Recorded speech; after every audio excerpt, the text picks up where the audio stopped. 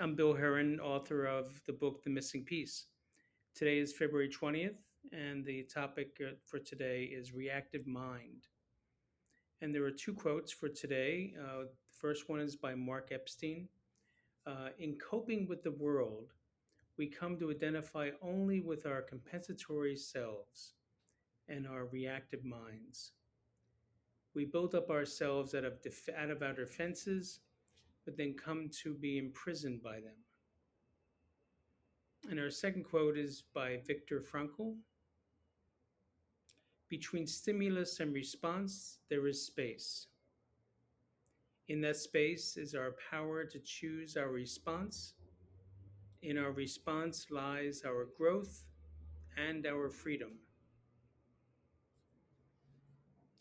A reactive mind is a form of restless mind that creates intense and quick spikes in emotional and sometimes physical arousals in response to perceived stressful events.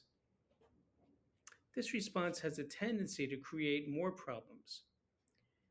The areas of the brain responsible for such strong reactivity, secondary to stress, in the regions that cause us to have a flight or fleeing response. This is located in a more primitive area of the brain. High reactivity usually creates more stress rather than decreasing our level of worry and anxiety. Subscribing to the reactive mind means that we avoid being thoughtful and strategic in our responses. Too many reactive decisions lead to regrets and collateral damage in our relationships and even the way we see ourselves. People familiar with Alcoholics Anonymous will often relate to the restless mind, especially when they were using their substances or drinking alcohol excessively. They adopt three key questions when it comes to possibly reacting in a stressful situation. One is, does something need to be said? Two, does it have to be said right now? Right now. And three, am I the one to say it? Just taking the time to ask those questions of yourself will make you less likely to be reactive.